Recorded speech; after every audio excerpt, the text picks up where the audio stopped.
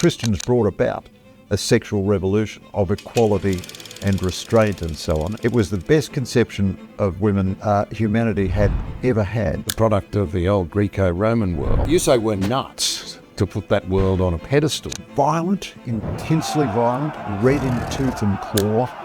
Very popular entertainment was to see people killed in the Colosseum. If it's a boy, keep it. If it's a girl, discard it. Jew nor Gentile, slave nor free, male and female, but you're all one in Christ Jesus. This was so revolutionary. Biggest killer of youth to middle age is suicide. That instinct in young men is very strong. They want to be decent men. They want to look after the weak. That is what a man is supposed to do. You don't make a man a good man by saying you must become a metrosexual, reject your masculinity, reject your strength. No. You've got to use all of your human gifts for decency and for purpose in your own life and in the lives of the people that you affect.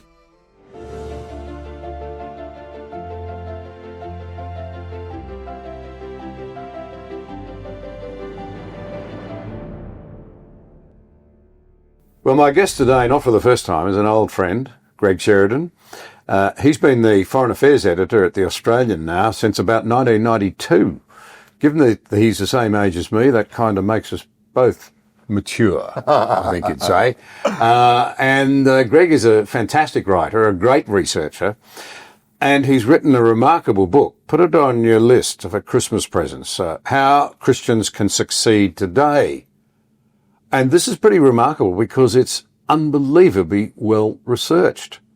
A little bunch of weirdos, frankly, turned the world upside down, and we ought to be much more in tune with how positively that has actually turned out for us to be as we now turn our backs on our traditional beliefs.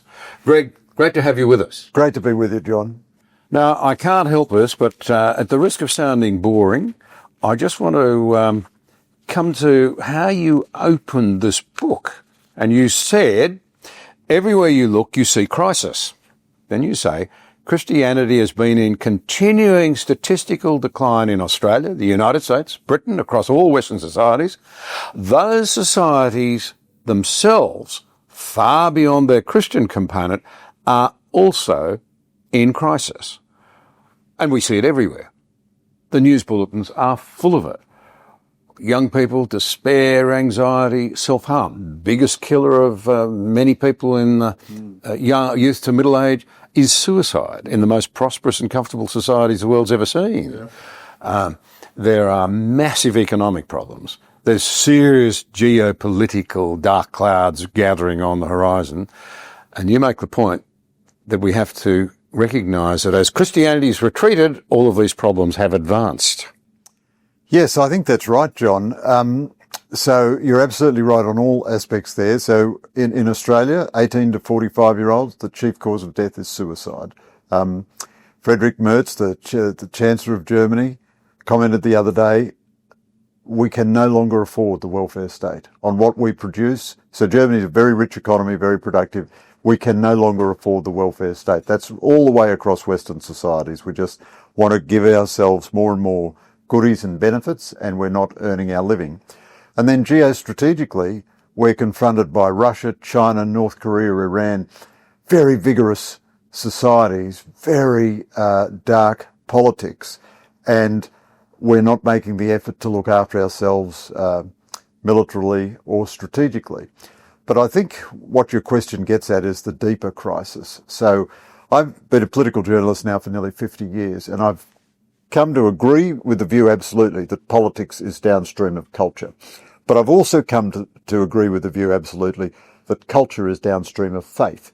Now, I'm a believing Christian, not because I want to save Western civilization, but it is also the fact that in abandoning transcendent belief in our Christian belief and traditions, we have embraced terrible crisis. We've not, been ushered into the sunlit uplands of calm rationality or anything.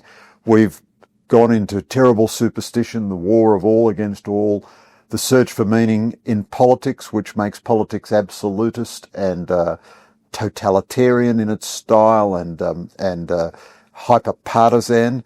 And I don't know that we can really survive without transcendent belief. But I just add one little optimistic note. I had to rewrite the introduction of that because just in the last couple of years, there seems to be an astounding resurgence of Christianity across Western societies. At least amongst thought leaders, it's quite a shift. It's almost as though they have picked up on G.K. Chesterton. I think it would be fair to say this of Richard Dawkins, of course, who led much of the pushback against religion after 9/11. You know, when he said, I wanted people to give up Christian superstition because that's what I thought it was. I didn't think it would be replaced by ever more ridiculous superstitions as it was vacating the scene. Yeah, I have to tell you, I'm no fan of Dawkins, even in his, I saw him the other day saying when he said he was a cultural Christian, he didn't want to give any credit to Christianity. He just meant that he'd, learnt the Bible stories and so forth. But that's absolutely right. You know, the line that when people cease to believe in Christianity, they don't believe in nothing, they believe in anything is absolutely true. And, Viktor Frankl discovered this in the Nazi concentration camps. With meaning, human beings can endure anything. Without meaning, they can achieve almost nothing. Now, this is an extraordinary book, I've got to say, the history, and it's just incredible. I know you're a great geopolitical writer. I didn't know you were such a great historian. Thanks, John. That's kind of you to say. Well, I just wanted to say, you make the point that we, particularly now when we're trying to decry our Christian roots, we say, well, of course, our democracy is basically the product of the old Greco-Roman world. You say we're nuts to put that world on a pedestal because that's the world the first Christians came into. Unless you were very rich and powerful and male, it was no great place to live in. No, that's right. I mean, there's this trend to idealize the classical world, the ancient Greece and ancient Rome, is bizarre. And it completely flies in the face of the facts. So my book has two halves. The first half looks at how the early Christians dealt with this shocking environment they were in and turned the world upside down. The second half profiles contemporary Christians who are living out those lessons. But the nature of the Greco-Roman world was violent, intensely violent, red in tooth and claw. A very popular entertainment was to see people killed in the Colosseum and in stadiums all around the empire. That was a normal, routine part of entertainment. And, the one little bit of historical accuracy which the Gladiator films have got right is that families would go there as their family entertainment, mum and dad and the kids, to watch men and women and sometimes children torn limb from limb by wild dogs or bears or then slaughtered by the gladiators. It was utterly hierarchical. There was nothing egalitarian about it. Men were superior to women. Property owners were superior to people who didn't own property. Firstborn sons were superior to their younger siblings. Husbands owned their wives and they owned their children. They could do whatever they liked with their children. There was no limit on what a slave owner could do to his slaves. He could exploit them sexually, could work them to death, he could torture them, he could do anything he liked.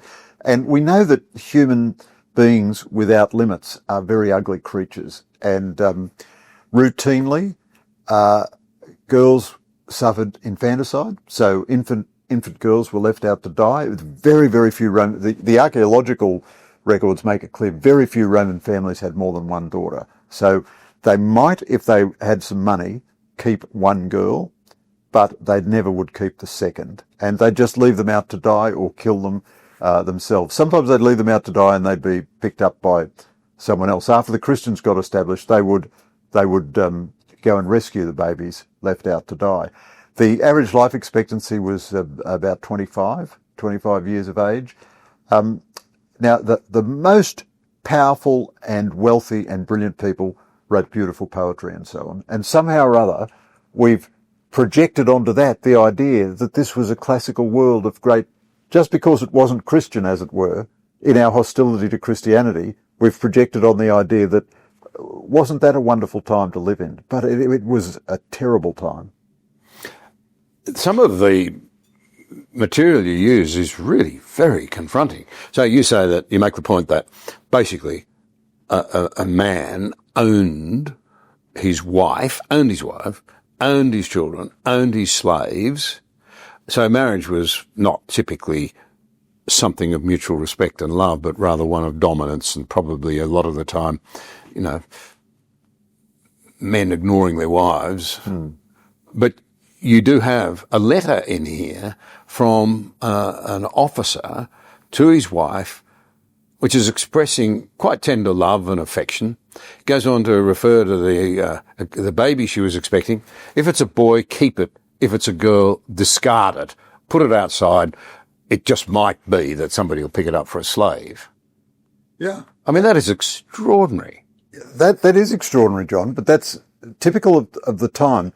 In a sense, it's not even the worst of the time, because men and women had very bad relationship in the Roman Empire. It was utterly dysfunctional sexually and domestically and in the marriage bond.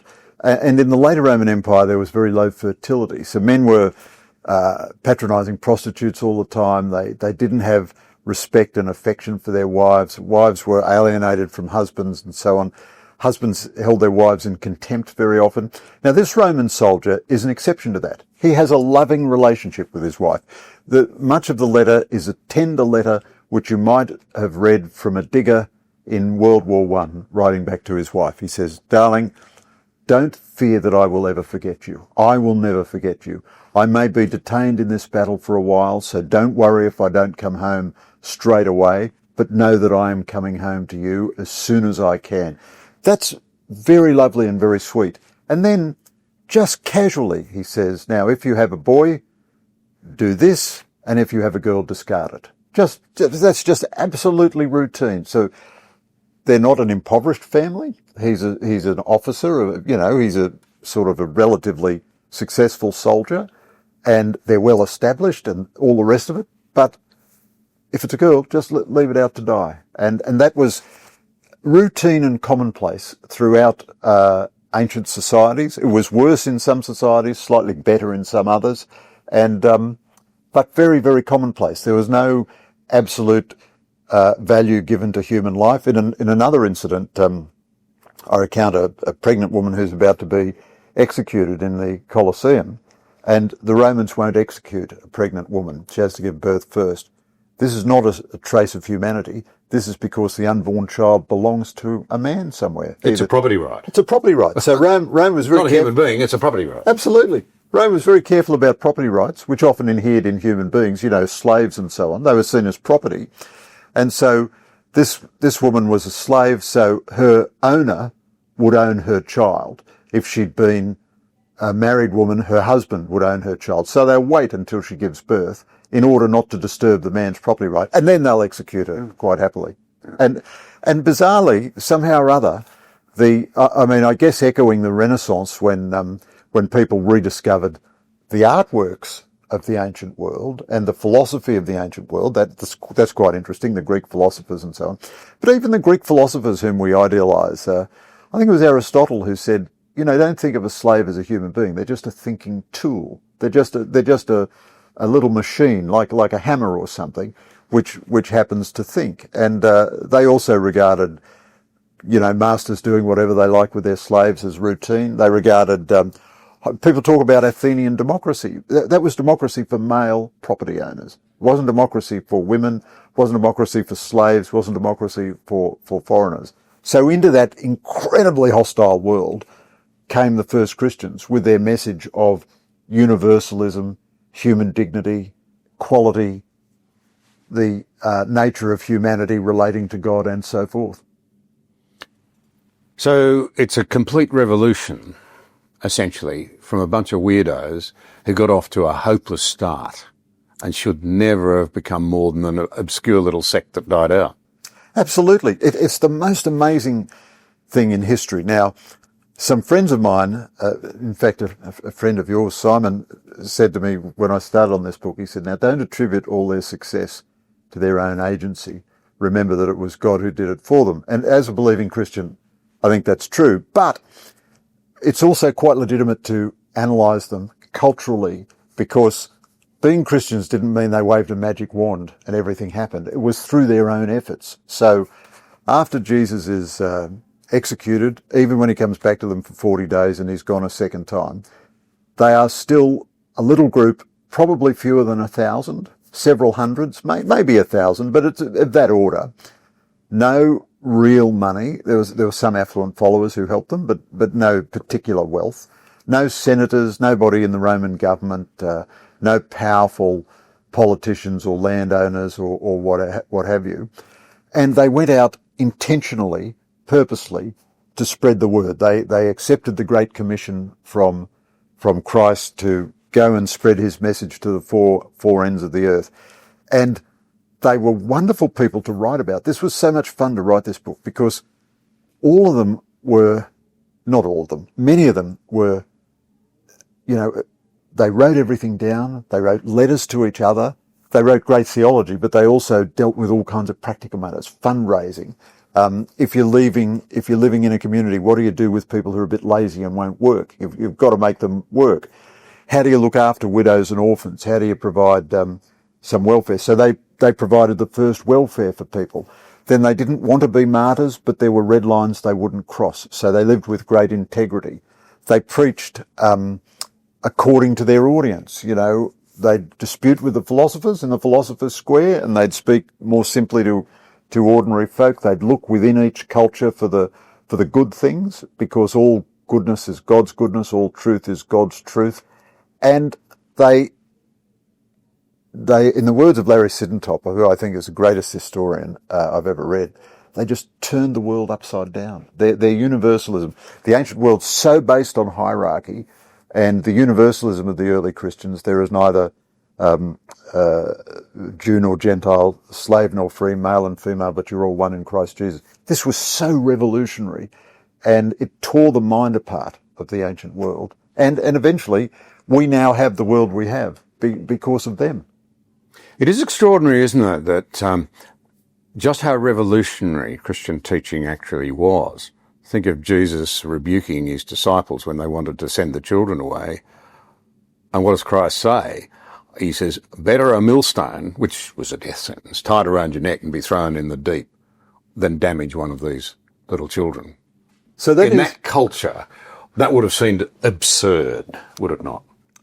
No, you're absolutely right, John. That is one element of the social revolution that Christianity brought about, because children had no status in ancient culture. So obviously the son of the emperor or something was mollycoddled even from birth, but the father owned the children and could do what he liked with them, could kill them if he liked. And they had no status at all. And all the way through the Gospels, Jesus revolutionizes the social status. The last shall be first. And he's very particular in his treatment and consideration of women.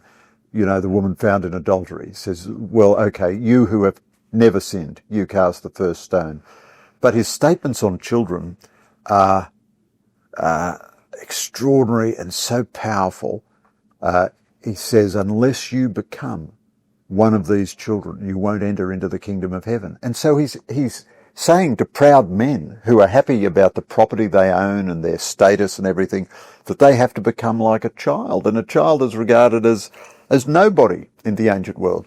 But also, I'd offer this reflection, John, if it's not out of place.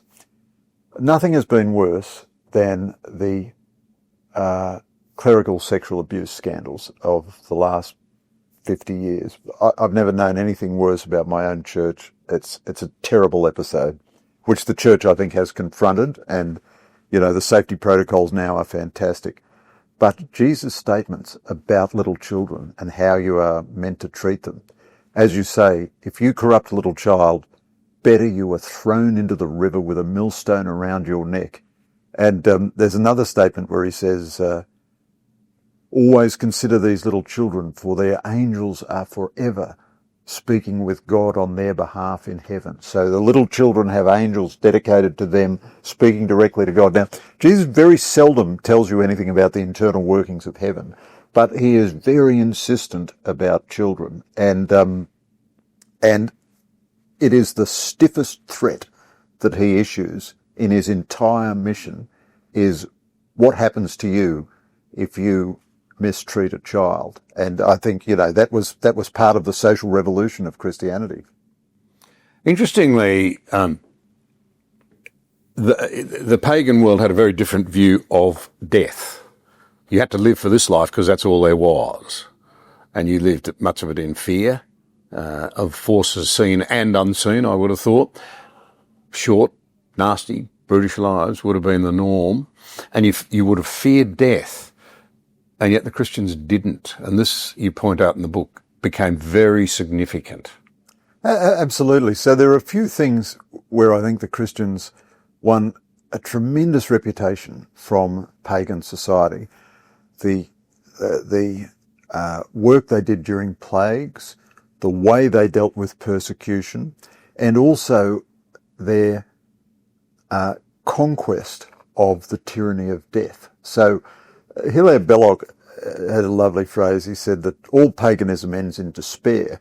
Modern paganism is worse than the old paganism because the old paganism started in joy and ends in despair. Modern paganism, he says, starts in despair and ends in despair. Oh, dear. But through the book, I go through a series of pagan assessments of death, and they are all incredibly gloomy. So some of them thought there might be some kind of afterlife, but it was regarded as a twilight, half existence. Most of them thought that there was nothing after death, and they were very gloomy about it. They say there is nothing more pitiable on earth than a human being. One of the Greek gods is written as reflecting. Pagan gods had no interest in human beings. They didn't offer an ethical structure or any transcendent salvation or anything like that. Now, then, the Christian view of death is that Christ has conquered death. Christ has risen in the body, and he promises eternal life to human beings. And when you reflect, a good God, so if there is a God, you have to believe in eternal life, I think, because the good God will provide a good and meaningful life for people forevermore. And Christian confidence in this meant that they were willing to accept death. They didn't go and seek it. A tiny, tiny number did, and the church authorities of the day said, no, don't do that. Don't go out and seek martyrdom. Just try to live decently. But if martyrdom finds you, there are red lines you won't cross. They wouldn't sacrifice the Roman gods. They wouldn't worship Caesar and so on.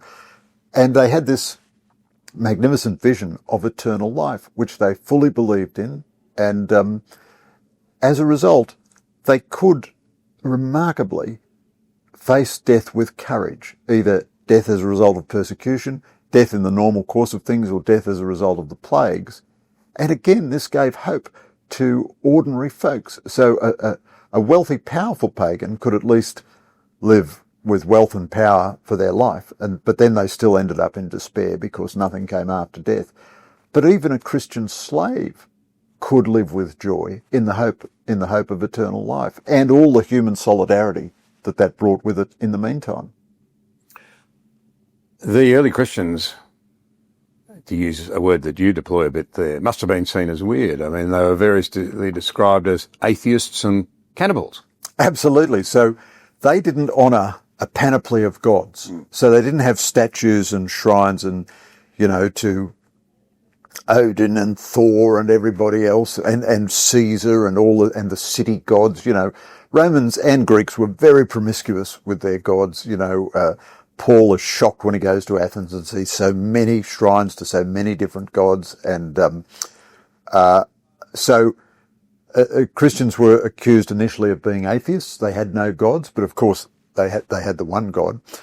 And they were talked about eating the flesh and drinking the blood of their dead rabbi, their founder, their leader, their teacher. That struck Romans as grotesque and weird and so forth. But everything they did struck Romans as weird. They didn't go in for orgies or prostitution. So that was strange. I mean, and by not going in for it, they were rebuking the pagan society. And the pagan society didn't like to be rebuked that way. Everything about them was regarded as antisocial and unpatriotic and unhealthy. They asked young men to control themselves until they were married and then to be faithful in marriage. Well, the Romans thought this was very strange behaviour for young men. And they looked after the poor. They looked after widows and orphans. And initially, all of this gave them a very bad reputation. But then the experience of their families, so they didn't kill their girl children, so they had a lot more girls, so their families were much happier. And the Christian family, the pagan would look at the Christian family and say, you know, that they seem to be much happier than us. They had great solidarity amongst each other, but also charity towards non-Christians. And particularly in the plagues, they would help each other, and then they would help non-Christians. And people around them said, well, gee, you know, we might think they're a bit weird, but actually they're pretty good, aren't they? They help us. And so they expanded. And then they were persecuted. There's a survey that I cite. In a century of Roman writing, every reference to Christians except one includes reference to executions. So a lot of Christians it was spasmodic. It wasn't constant, the persecution, it was spasmodic. But a lot of Christians were executed and killed, and a lot of them went to death benignly. You know, they'd pray for mercy for their executioners. They'd speak with calmness at their trials. Some of these trials are recorded.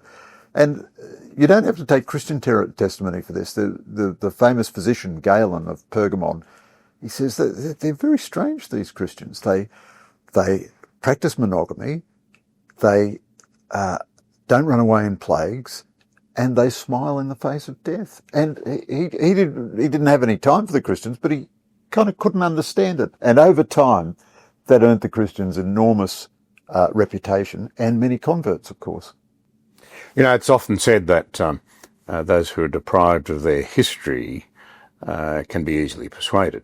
So we live in a society that says, oh, you know, the Bible justifies slavery. And of course, you know, those Christians, they've suppressed women and kept them sort of in chains, so to speak, have fought equality.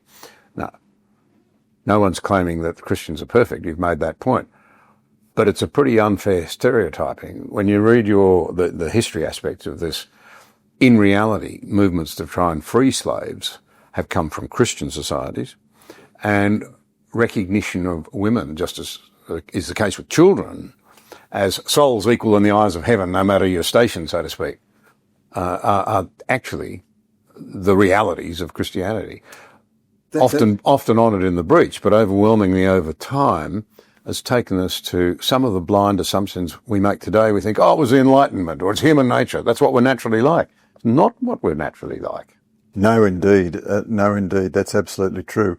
So those two matters, slavery and the treatment of women, terrific to actually examine the historical record. And the historical record is there. It's written about by Christians and by pagans.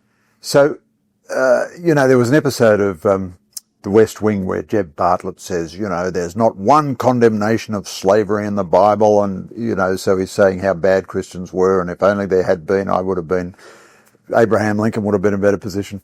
That's spectacularly ignorant. It's spectacularly ignorant. So in Paul's letter to Philemon, he's talking about the slave that is going back to Philemon. And he says, now you must embrace our brother Onesimus, I think his name is, as your brother. He is no longer to be treated as a slave. He is your brother. And Paul also says that when I get out of prison, I'm going to come and stay with you for a while, meaning I'm going to see how. So the early Christians had no power to change politics, and slavery was universal in the ancient world, as it has been universal in most pre-modern societies. You know, there were slaves, there were Maori slaves, there were Aztec slaves, there were Mayan slaves, there were slaves all through Africa. And the first thing Christians did was try to get better treatment for slaves. Indeed, you can see that all through the Old Testament, trying to get better treatment for them. Then imposing some morality on slave owners. That was the first principle of bodily protection for slaves that anyone had ever done. Very early on, Christians were raising money to free slaves. And then Paul lists a series of things which are so wicked that you must never do them. And one of them is slave trader. He says, you know, there are these wicked people in the world. And one of the things he lists is slave traders. Now, sadly, later on, a lot of Christians did own slaves and so on. It took the Christians a long time to work it out. But this sense of equality for slaves was very strong. Very early on, bishops, ex-slaves became bishops. The Christian monastic movement under Benedict in the 6th century, one of the reasons it insisted on everyone having a habit was that wearing the same clothes was that neither a former nobleman nor a former slave would be distinguishable by their clothes. The Bishop of Rome certainly in the 3rd century was a slave, and there's some evidence that in the 2nd century the Bishop of Rome had been a slave. So actually the Christian record on slavery, especially of early Christians, is fantastic. And Paul's statement quite clearly, there is neither slave nor free.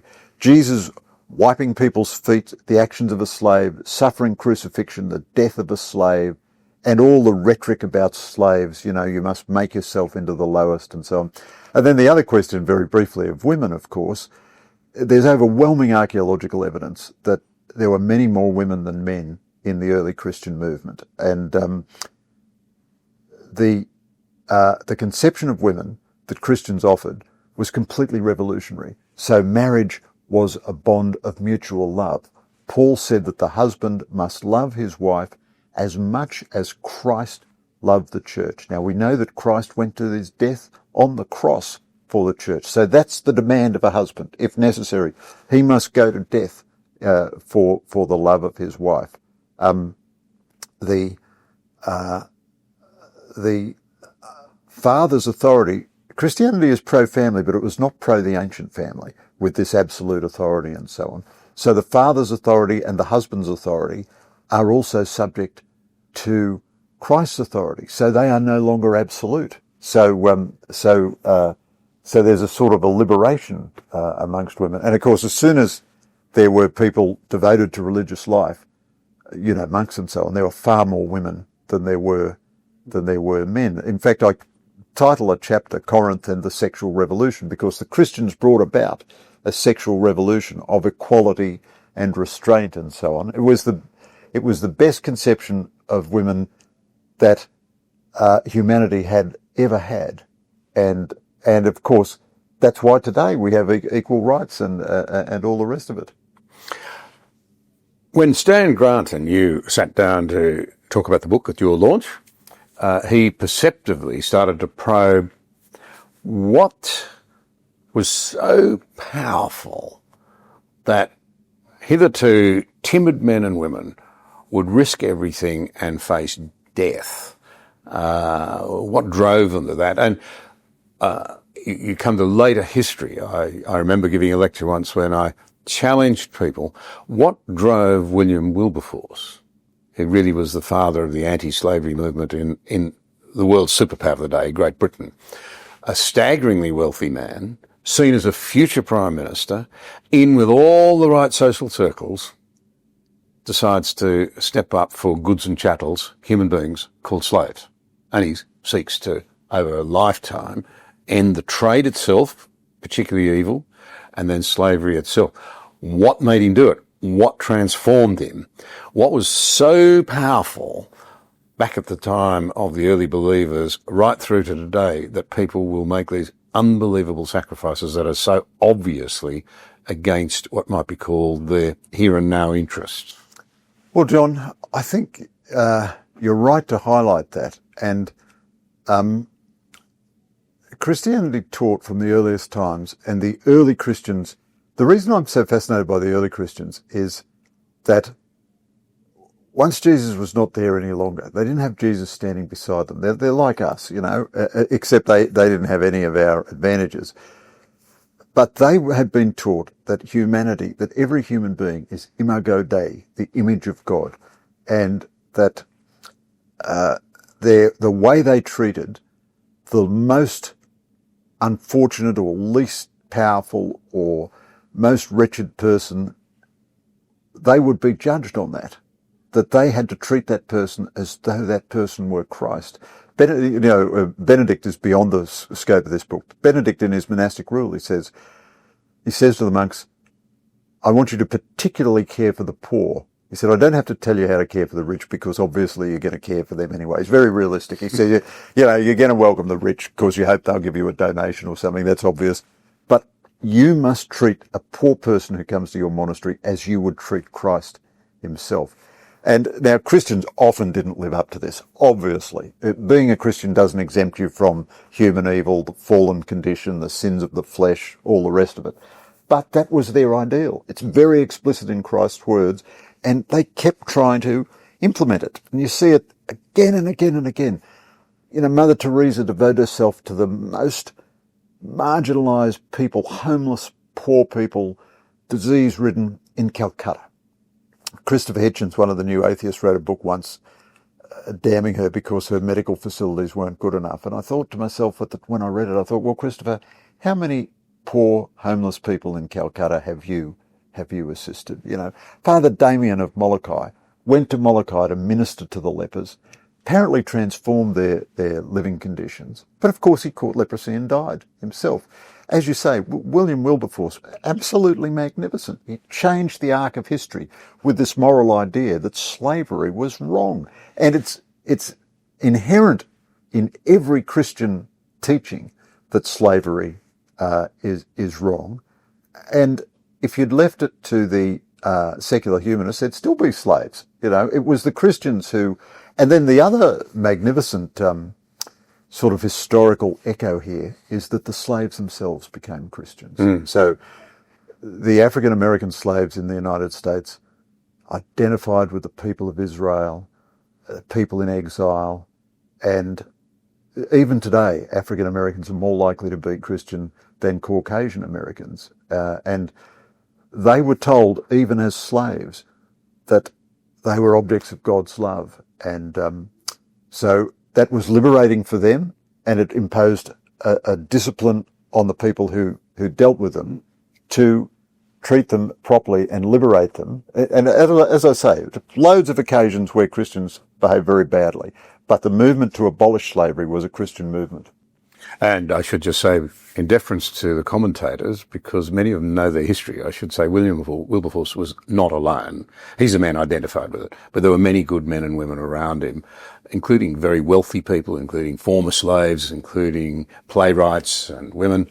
I say that because it's surprising out there how many people actually do still know their history. And they were right in and they say, John, you know it wasn't just William Wilberforce. No, but he's a symbol of it. That's right. He's right. And the interesting thing about him is he gave up so much for it.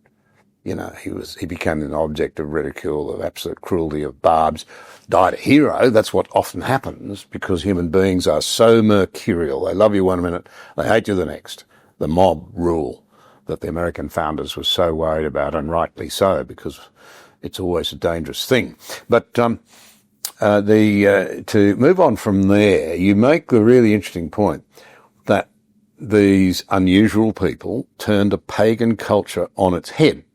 We're now, of course, in the West, rejecting Christianity, although there's some interesting signs that that may have now reached the end of that particular rope and coming back. But you do make the point that we're not likely to become a pagan society of that sort again.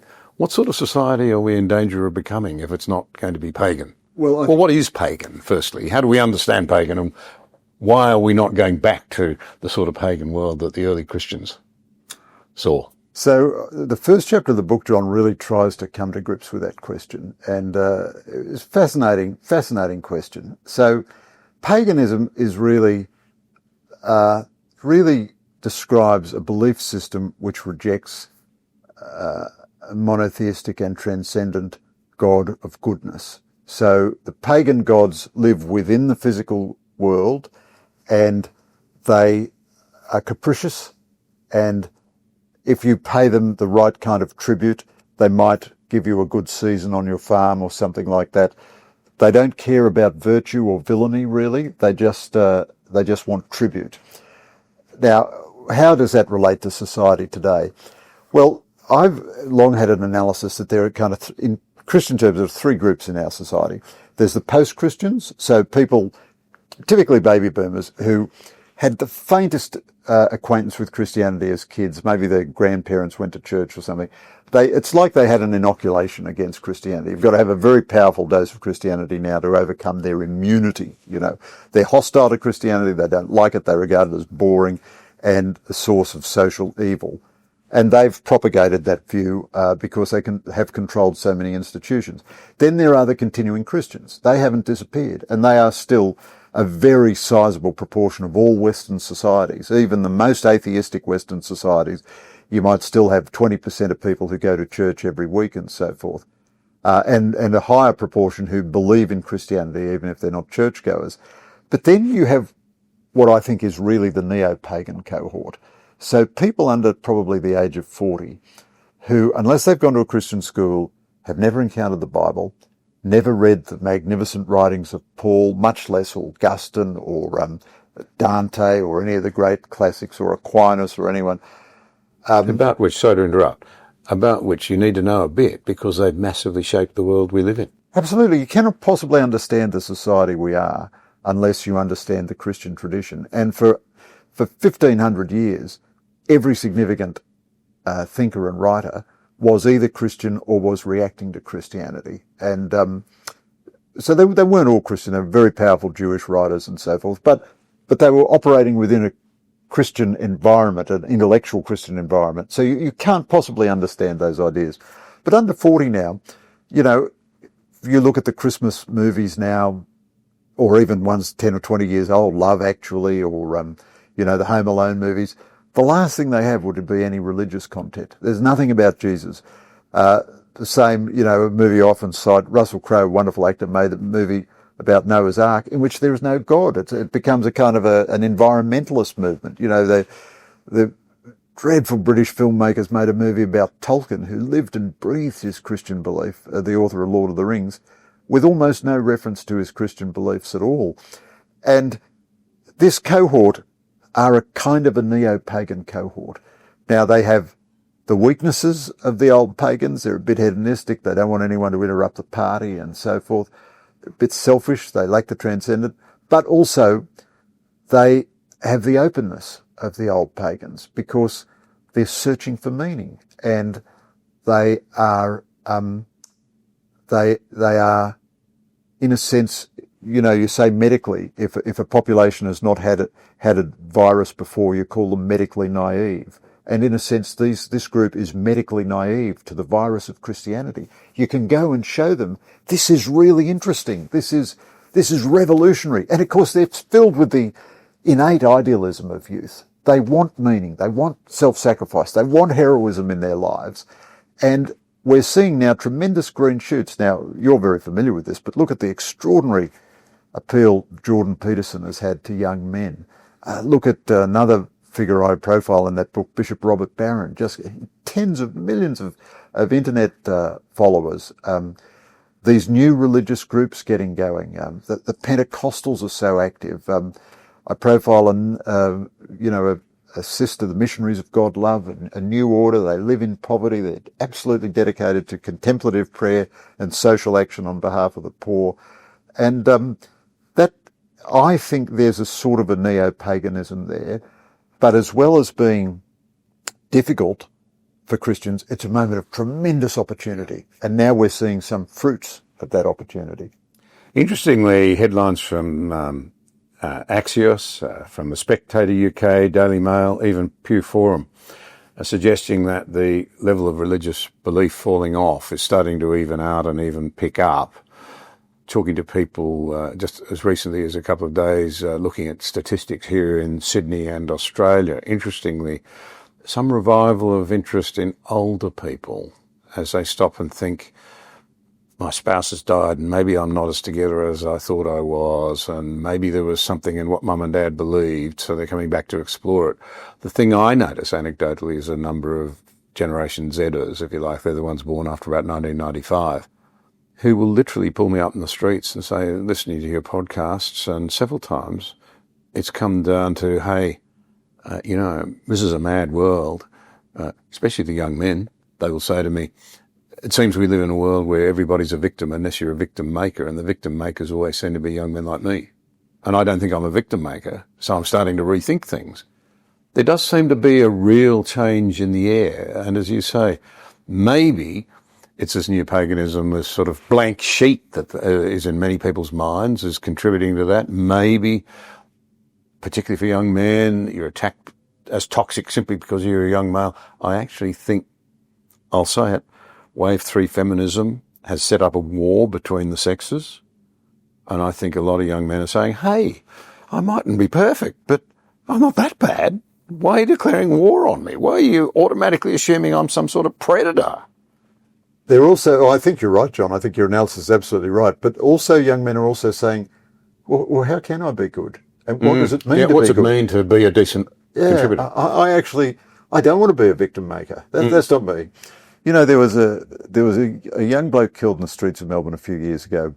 He saw a woman being attacked after an all-night nightclub had closed, and there was a biker or some sort of criminal who was beating this woman, and he went to her rescue, and he was killed.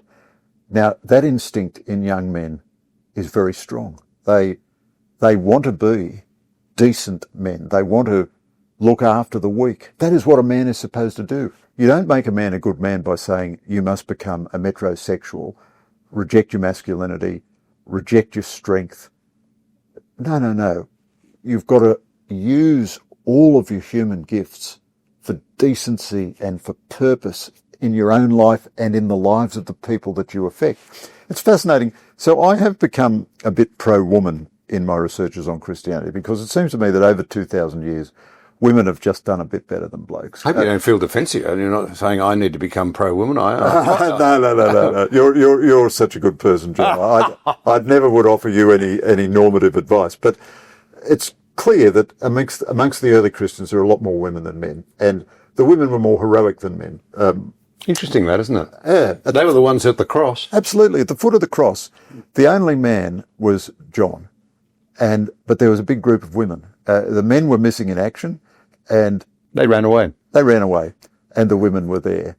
And when Christ rises, he chooses to reveal himself first to a woman, Mary Magdalene.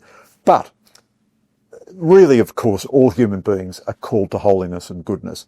But what is very interesting, I offer that as a prologue to your reflection on our contemporary circumstance. This current resurgence we're seeing is attracting men and women, but it is attracting more men than women. That's extraordinary. We haven't come across that before, but it shows you history is not governed by the common law. You know, it's not governed by precedent.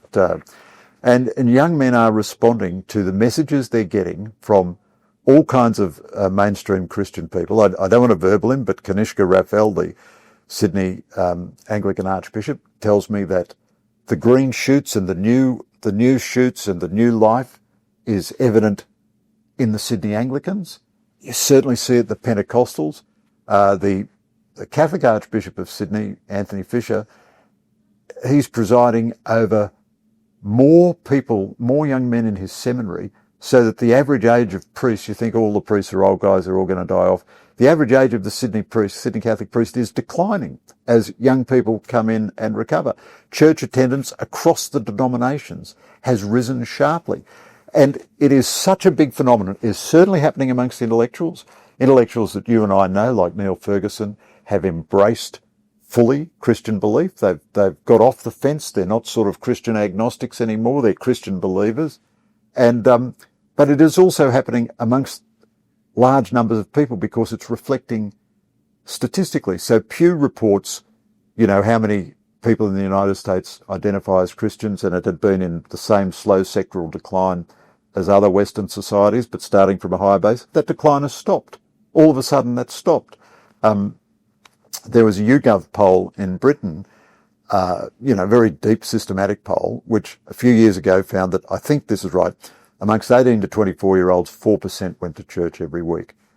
Within a few years, that had become 16 or 18%. That's still a minority, but that's a 400% increase. That's the sort of growth rate that was so staggering about the very early church, actually, which Rodney Stark, would say was largely because the girls were surviving. Yeah, Rodney Stark's book, is it the Rise of Christianity or the Triumph of Christianity or something? It's a terrific book because it applies modern sociological methods to all the data we have about the early church. And it's certainly clear that there were more women than men, and Christian families had a lot more girls than pagan families. And of course then there was a tremendous shortage of women in the ancient world because so many of them were killed at birth.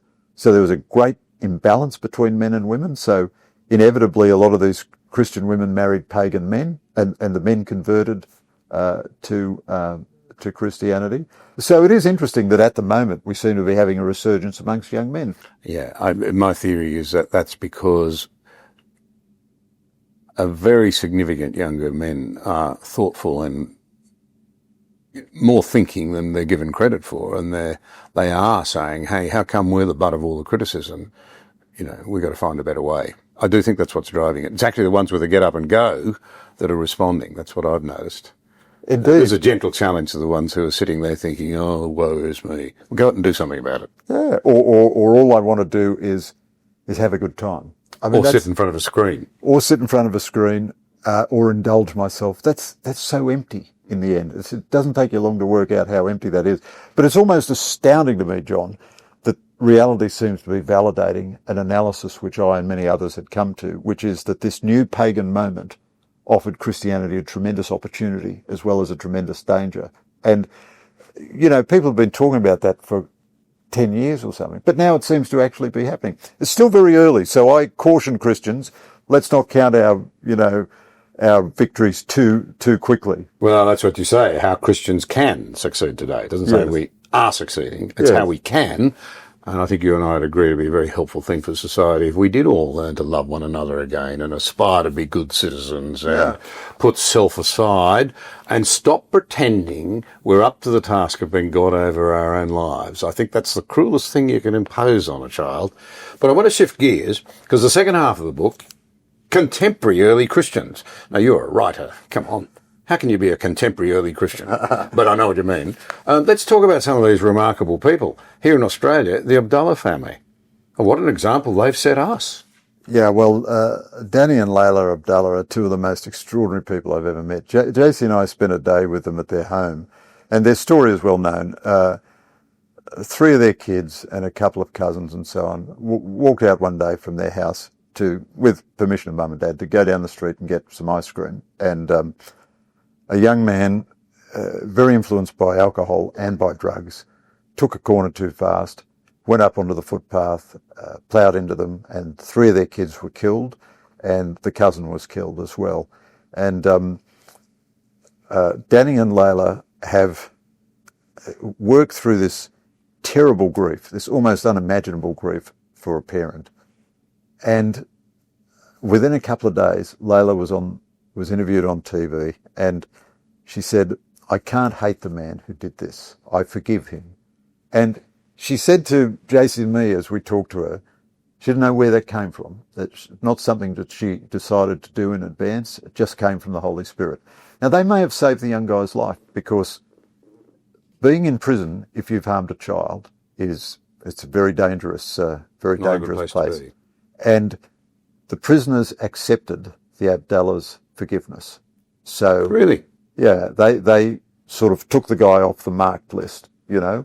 He himself has now converted to Christianity, and the Abdullahs embrace him.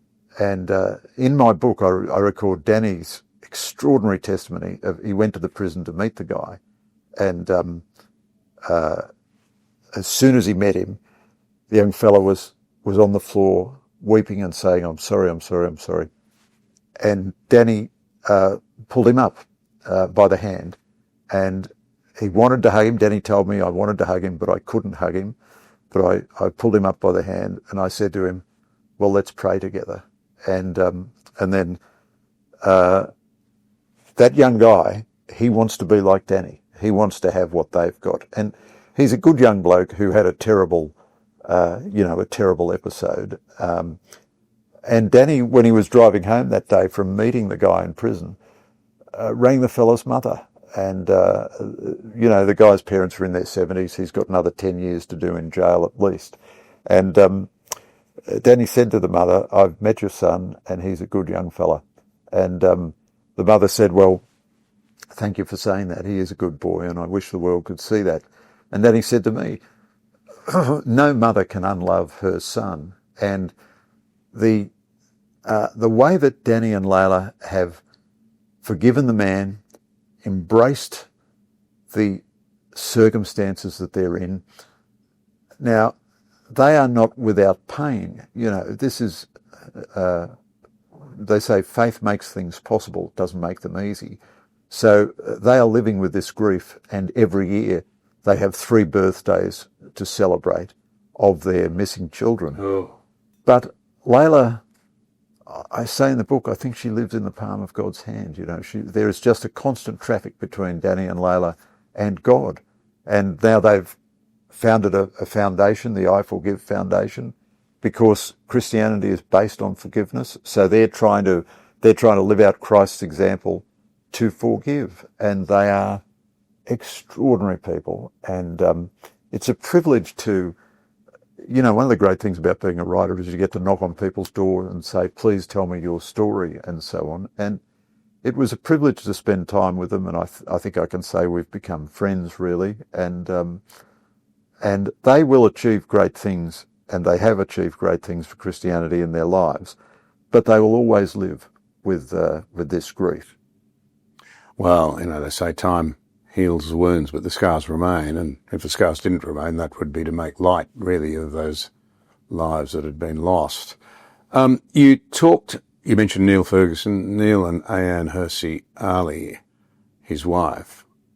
I think if our civilizational crisis passes, we survive it, and we find our way back, those two, by dint of their understanding, their experience, their courage, their insights, will have played a major role in it. I think they're heroes, both of them, and I admire them and like them enormously.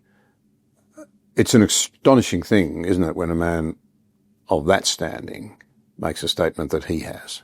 It really is, and it was very kind of him to do it in his interview with me. I mean, you were first, I think, that he sort of really talked about it with. He hadn't discussed his conversion, so to speak, on the record with anyone, and partly through your good graces, I got to meet him a few times, and we became friends, and there was a lot of good-natured ribbing, you know, between the Scot and the Aussie and so forth. And yeah, well, especially an Aussie with an Irish background. That's right. Because he's about as Scottish as they come. Yeah, so he's a Celt, but he's the wrong kind of Celt. No. Yeah, all right. I mean, I'm just joking, obviously. But terrifically good bloke, brilliant intellectual, I agree with you, a great historian of our time. And one of the great things of journalism, there are many bad things about it. One of the great things about it is that you have no shame in asking people their most terrible or sacred or intimate secrets, you know, on the basis that they can always say, I don't care to answer that question, you know. So I got in touch with Neil and said, look, I understand you and your wife have sort of actually embraced Christian belief, so I'd really like to talk to you about it. And he kind of ummed and ahed a bit, and then he said, oh, okay, that's all right. And he answered all my questions absolutely frankly. And in these interviews, without being a kind of a prosecuting attorney or anything, I really asked people to answer questions that are quite explicit. So he was happy to talk about the cultural value of Christianity, but that's not what I wanted to talk to him about. I wanted to talk to him about his own belief. And he was kind enough to do that. And he told me he'd been raised in basically an atheist household. His parents were kind of, had left the free church and, had embraced scientism and atheism. They're lovely people, obviously, but that was their creed, and he'd accepted that creed. He was a conservative, so he thought religion had a certain value in society, but he didn't think it was true. So there used to be a lot of those sort of conservative fence sitters who would say, yes, I can see the value of Christianity, but I can't believe it's true. That's a perfectly defensible, understandable intellectual position, but I don't think it helps society that much, because you certainly can't say to a young person, I want you to live your life in accordance with something which is completely untrue. It's a very, very difficult... and to make the sacrifices that go with it, that sometimes a functioning society demands of some of its members. Yeah.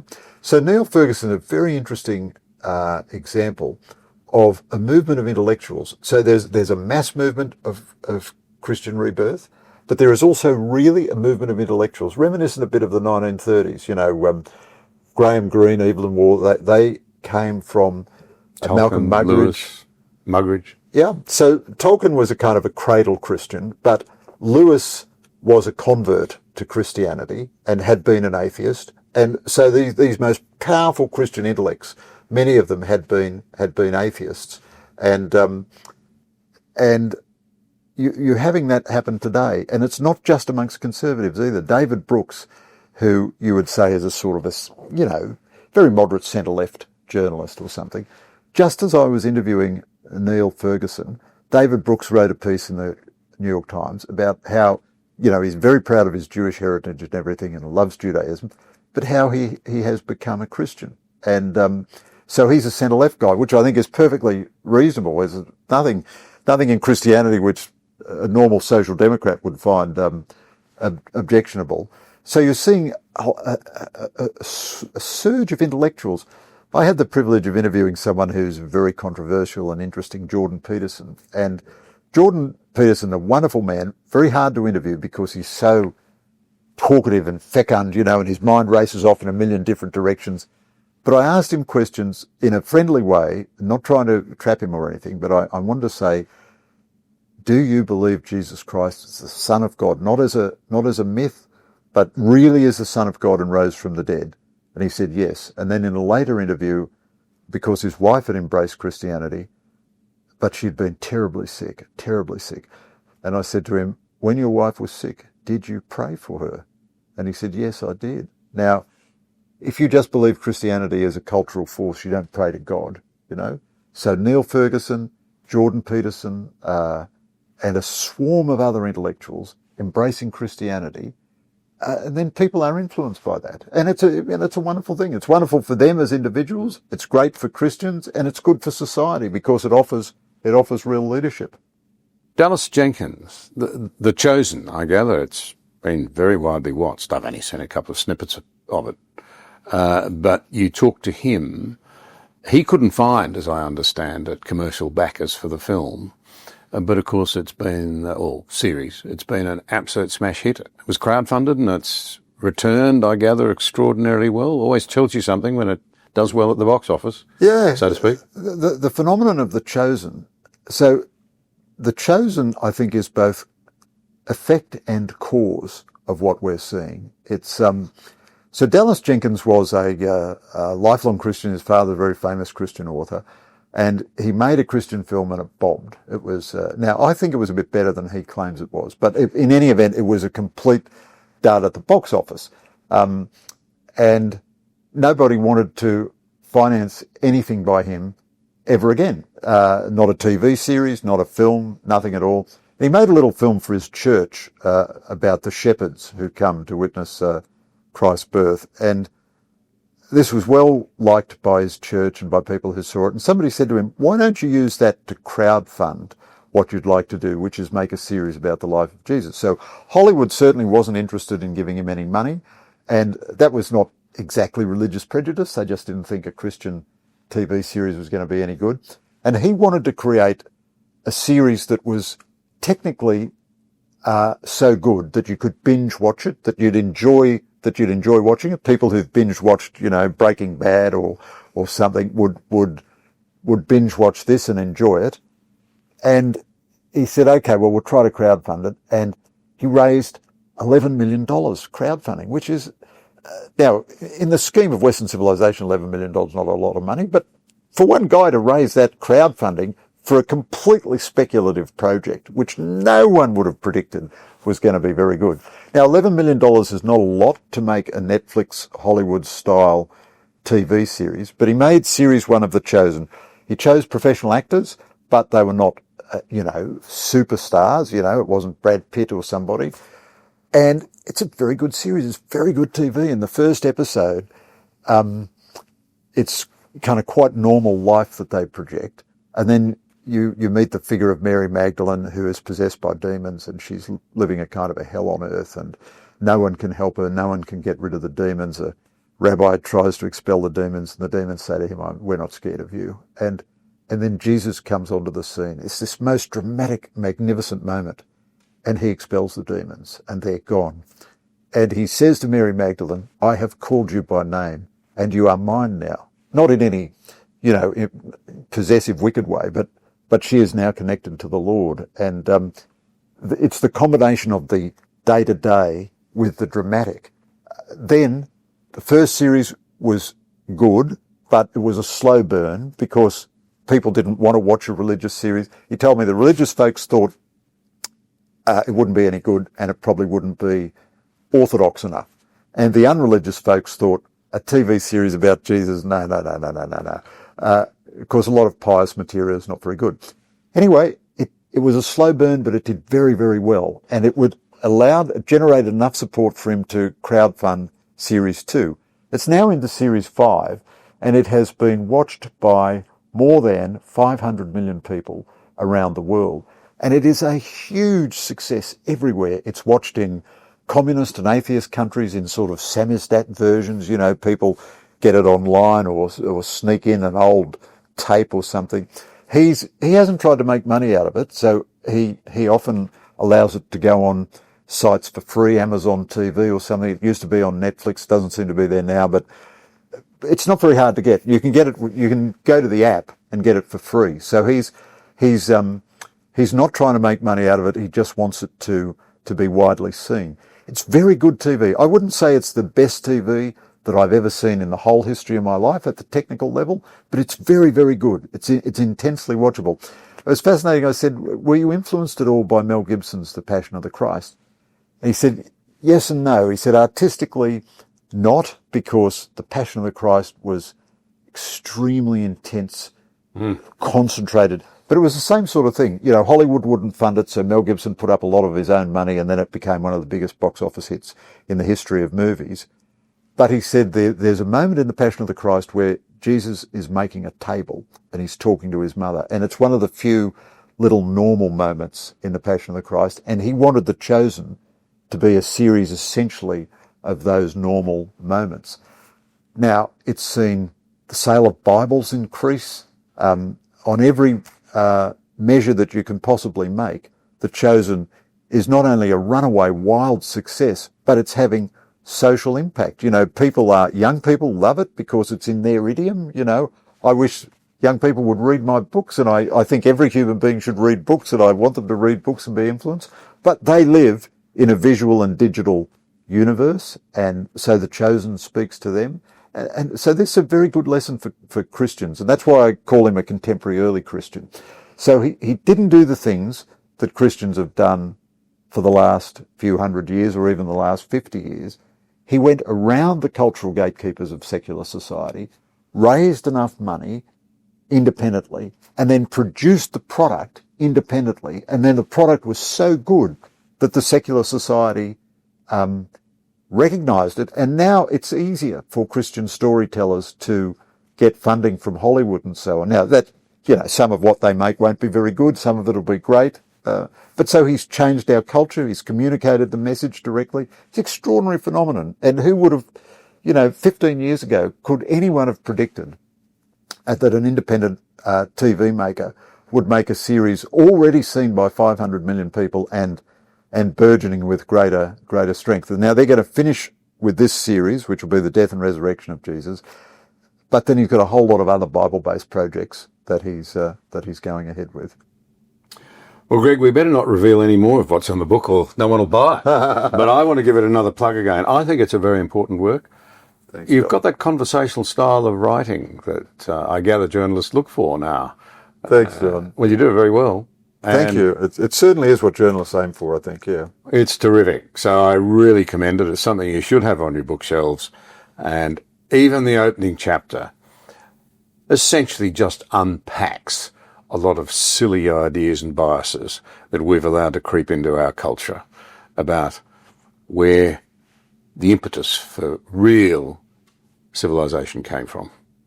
Thank you very much, John. It's been such a joy to talk to you.